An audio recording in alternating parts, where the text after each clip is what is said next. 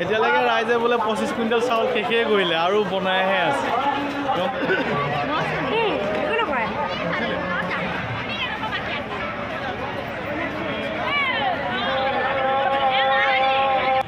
নমস্কাৰ বন্ধুসকল, অন্য এটা ভিডিঅ'লৈ আপোনালোকক সকলোকে স্বাগতম জনাইছোঁ। আজি আমি উপস্থিত হৈছোঁ মেলেং মেটালিত যি পালনাম হৈছে, লগতে যি সোণালী অধিৱেশন হৈছে তালৈ আহিছোঁ। আপোনালোকে সকলোৱে চাই থাকিব। যদি আপোনালোক অহা নাই আহিব। আজি যি 4দিনীয়া কাৰ্যসূচী, আজি 3 নম্বৰ দিনা আমি উপস্থিত হৈছিলোঁ। আপোনালোকক সবিশেষ সকলো দেখাই থাকিম। তাৰ ৰান্ধনীশালাৰ পৰা ধৰি তেওঁ য'ত অতিথিশালা আছে সকলোখিনি আপোনালোকক দেখাবলৈ চেষ্টা কৰিম থাকিম। আপোনালোকে মোৰ ভিডিঅ'টো স্কিপ নকৰাকৈ শেষলৈকে চাব। যদি ভাল লাগে লগতে এটা লাইক কৰিব, লগতে কমেণ্ট চেষ্টা কৰিব। ঠিক আছে, এতিয়া মই দেখাম।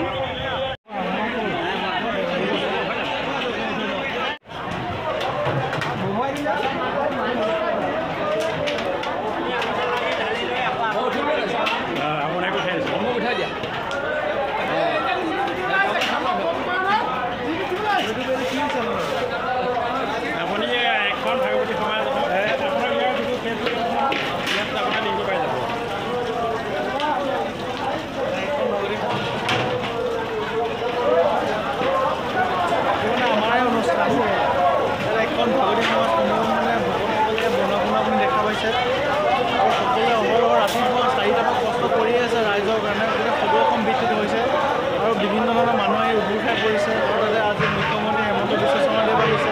সেই অনুপাতে জনসাধাৰণ বেছি হৈছে ধৰক, সেই অনুপাতে ৰান্ধনীসকল ভাগৰি পৰিছে, অকণমান সময়ো পোৱা নাই এনেকৈ দিবলৈ। ইয়াত আপোনাৰ কিমান মানুহে একেলগে খাব পাৰে?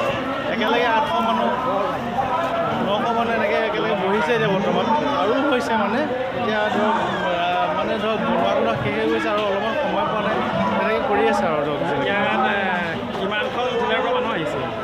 অসমৰ 8খন জিলাৰ মানুহ আহিছে। বক্সাৰ পৰা আদি কৰি আমাৰ ইয়াত তিনিচুকীয়া জিলালৈকে আহিছে।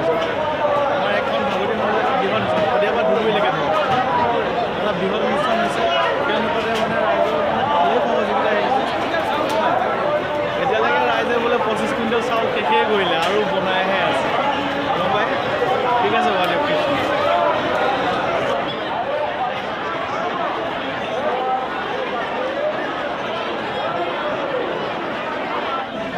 মই এতিয়া উপস্থিত আছোঁ য'ত ৰান্ধনীশাল আছে, তাত মই উপস্থিত আছোঁ। আপোনালোকক সকলো মই দেখাই যাম, চাই থাকিব। দেখিছে আপোনালোকক মই সকলোখিনি দেখাই যাম, চাই থাকিব। ভিডিঅ'টো স্কিপ নকৰাকৈ চাব।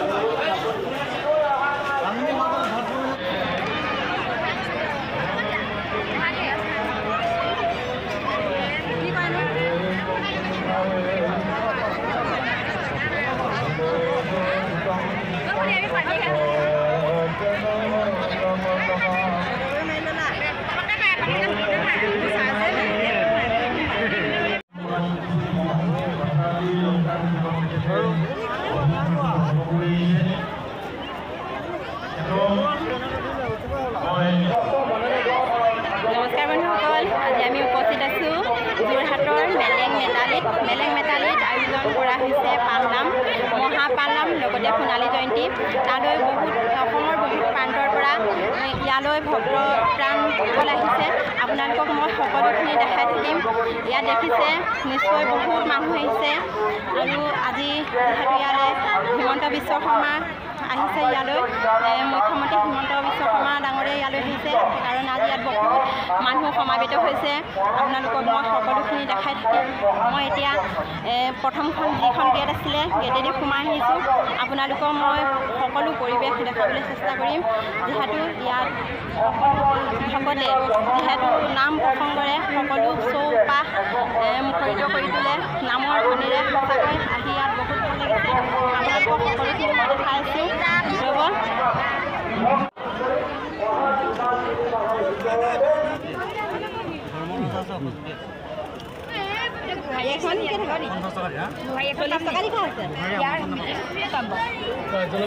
প্ৰাৰ্থনা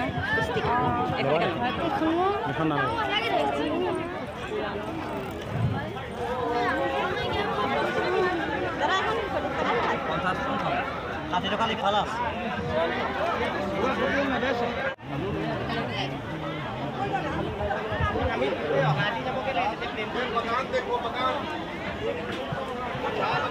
কিন্তু অসমৰ নিপীড়িত নিষ্পেষিত সমাজখনৰ উত্থানৰ বাবে কাম কৰা অসমৰ মুখ্যমন্ত্ৰী হিচাপে মোৰ দায়িত্ব আছে আৰু মোৰ লগত বিভিন্ন বিষয় অকল ধৰ্মই নহয় সমাজৰ কল্যাণৰ বাবে মানৱতাৰ কল্যাণৰ বাবে জাতি উপজাতিৰ মাজত সমন্বয় সাধনৰ বাবে একেলগে ভৱিষ্যতৰ দিনতো কাম কৰাৰ বাবে মই আপোনালোকৰ ওচৰত প্ৰতিশ্ৰুতি আগবঢ়াইছোঁ আমাৰ ওপৰতে আটাইতকৈ গুৰুত্ব আৰোপ কৰিছে তেখেতে কৈছে ভগৱানৰ ভাগৱতী সমাজে নিৰ্মাণ কৰিছে মহা মন্দিৰৰ আখ্যান নিৰ্মাণ কৰিব পাৰে আজিৰ প্ৰভাৱসকলে আচাৰ্য হীৰাৰাম দাস অমৃত বচনেৰে নিজৰ জীৱন সফলময় কৰিছিল সকলোৱে যাতে একশো বৈষ্ণৱ ধৰ্ম সমাজৰ মাজত বিতৰণ কৰাৰ বাবে আমাৰ বেবেলিয়া নিৰ্মাণ কৰাৰ বাবে প্ৰস্তাৱ লৈছে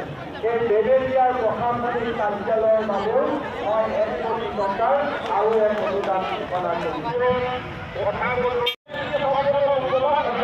আগ্ৰহ কৰাৰ বাবে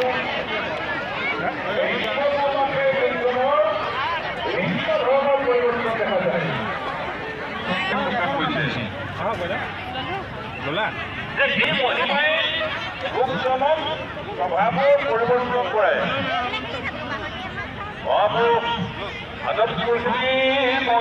অধিৱেশনস্থলীত উপস্থিত থকা ভক্তপাল ৰাইজ তথা আই মাতৃ তৰুণ তৰুণী আগতে অধৰ্মতে ৰ'ব আছিলে যাৰ শিক্ষক কেৱল অধৰ্মহে কাম খাই ভৰি আছিলে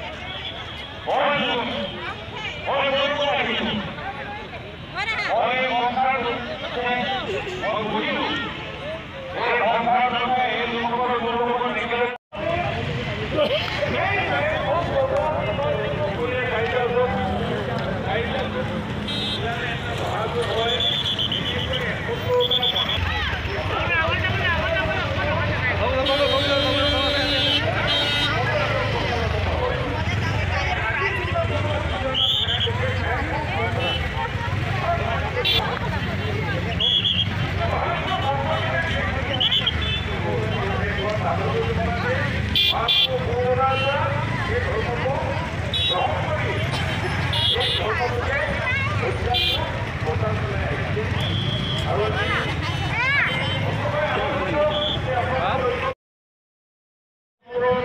কথা